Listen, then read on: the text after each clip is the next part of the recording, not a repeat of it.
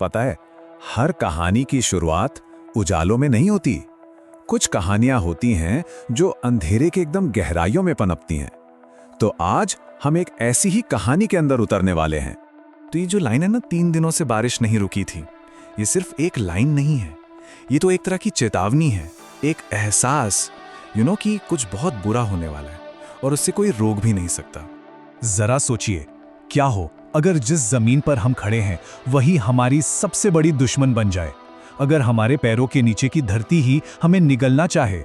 बस यही सवाल इस पूरी कहानी की जड़ है। तो कहानी की शुरुआत होती है एक बहुत ही दूर सुनसान रिसर्च फैसिलिटी से, एक ऐसी जगह जहां वैज्ञानिक धरती के सीने में दफन राज खोलने की कोशिश कर रहे थे, पर शायद उन्हें यह अंदाजा नहीं था कि कोई राज उन्हें भी देख रहा था। और फिर एक रात घने अंधेरे में उस रिसर्च सेंटर का आधा हिस्सा जमीन में धंस गया। पर सुनिए, ये कोई आम भूस्खलन नहीं था। जो गड्ढा बना था उसके किनारे इतने ज्यादा साफ और सीधे थे मानो किसी ने उन्हें बड़ी सफाई से काटा हो या शायद नीचे से खींच लिया हो। तभी रेडियो पर एक आवाज गूंजती है मीरा की। वो उस टीम की लीड जियोफिजिसिस्ट थी और उसकी आवाज डर से कांप रही थी। एक ऐसी घबराहट थी उसकी आवाज में जो सिर्फ तब होती है जब कोई कुछ ऐसा देख लेता है जो नहीं देखना चाहिए। खैर, जब डॉक्टर वर्मा उस गड्ढे में नीचे उतरे तो जो उन्होंने देखा उसने उनके साइंस के सारे नियम कानूनों को ताक पर रख दिया। वो कोई पत्थर या चट्टान नहीं थी, वो किसी अजीब अनजानी धातु से बनी एक चीज थी और ऐसा लग रहा था जैसे वो धीरे धीरे सांस ले रही हो। और फिर कहानी का सबसे चौंकाने वाला मोड़ आया जब उन्होंने वहां की मिट्टी की जांच की तो पता चला कि उसकी उम्र 3 करोड़ साल थी। 3 करोड़ साल, मतलब ये चीज यहां इंसानों के आने से भी लाखों साल पहले से मौजूद थी। और बस इसी एक खोज ने सब कुछ बदल दिया। मीरा की बात ने उनके मन के सारे उत्साह को एक भयानक डर में बदल दिया। सीधी सी बात थी, अगर ये इंसानों की बनाई हुई चीज नहीं है तो फिर इसे बनाया किसने? अब देखिए, डर तो था, बहुत ज्यादा डर था, लेकिन एक साइंटिस्ट की जो जानने की इच्छा होती है ना, वो उन्हें उस रहस्यमयी चीज के अंदर खींच रही थी। उन्हें क्या पता था कि वो इतिहास की सबसे बड़ी खोज करने जा रहे हैं या फिर अपनी जिंदगी की सबसे बड़ी और आखिरी भूल। मतलब ये कैसे हो सकता है? सोचिए, वो एक कमरे के अंदर थे, लेकिन वहां न कोई दरवाजा था, न दीवारों में कोई जोड़, कुछ भी नहीं। फिर भी वो अंदर थे और बस यहीं से असली डर ने उनके दिमाग पर कब्जा करना शुरू किया। और तभी उन्हें एक आवाज सुनाई दी, पर ये आवाज कानों से नहीं आ रही थी, ये सीधे उनके दिमाग के अंदर गूंज रही थी। एक बहुत ही धीमी लगातार गुनगुनाहट, ठीक वैसी जैसे कोई बहुत गहरी नींद से जाग रहा हो। और नहीं, ये किसी एक का वहम नहीं था। टीम में जितने भी लोग थे सब के सब इसे महसूस कर सकते थे। एक तरह की पुकार जो इतनी पुरानी थी, इतनी प्राचीन थी कि हमारी भाषा में उसके लिए कोई शब्द ही नहीं है।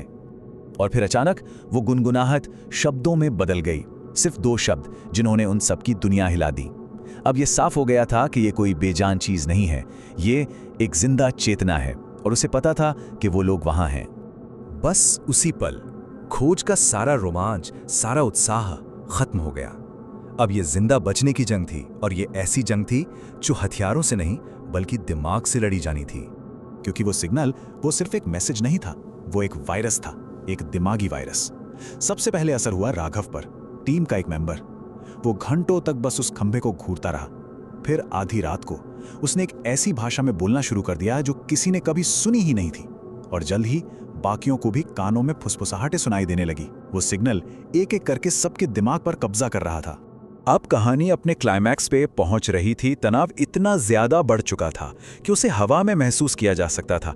ऐसा लग रहा था कि जो चीज करोड़ों सालों से जमीन के नीचे दबी थी, अब वो दुनिया के सामने आने वाली है। पहले धीरे धीरे, फिर जोर से लैब की मशीनें हिलने लगी, पूरी की पूरी जमीन कांप रही थी। और फिर उस गड्ढे की बीच से जमीन फट गई। एक एक आकार जमीन से बाहर निकलने लगा। अब कोई वापसी नहीं थी। जो चीज बाहर निकल रही थी उसे शब्दों में बताना नामुमकिन है, वो हमारी समझ से बिल्कुल परे थी। एक ऐसा आकार जिसे आंखें तो देख सकती थीं, पर दिमाग उसे समझने से इनकार कर रहा था। उसकी मौजूदगी का असर इतना जबरदस्त था कि उसे देखते ही जो भी लोग वहां बचे थे वो सब के सब वहीं गिर पड़े, बेहोश, जैसे उनके दिमाग ने उस हकीकत को मानने से ही मना कर दिया हो। और अब कहानी अपने सबसे भयानक मोड़ पर आ गई थी। एक ऐसी तबाही जो सिर्फ उस एक रिसर्च फैसिलिटी तक सीमित नहीं रहने वाली थी। उस जगह से दुनिया को जो आखिरी संदेश मिला वो डर और लाचारी से भरा हुआ था। पूरी दुनिया के लिए एक चेतावनी, एक आखिरी चीख। क्योंकि जो कुछ उस एक सुनसान जगह पर शुरू हुआ था, अब वो पूरी दुनिया में फैल रहा था। दुनिया के हर बड़े शहर में वैसे ही सिंकहोल बनने लगे और हर जगह से वही सिग्नल आ रहा था। ऐसा लग रहा था जैसे इंसानियत का भविष्य अब तय हो चुका है। वो बुला रहे थे और पूरी दुनिया सुन रही थी। और इस कहानी का अंत होता है दो बेहद खौफनाक शब्दों के साथ। जो करोड़ों सालों से सो रहे थे वो अब जाग चुके हैं। और ये सिर्फ एक कहानी का अंत नहीं है, ये शायद हमारी दुनिया का अंत है। उम्मीद है आपको ये कहानी पसंद आई होगी और ऐसी ही कहानियों के लिए ज़ेनोरा को सब्सक्राइब करें, लाइक करें। अभी के लिए बाय बाय, फिर मिलेंगे।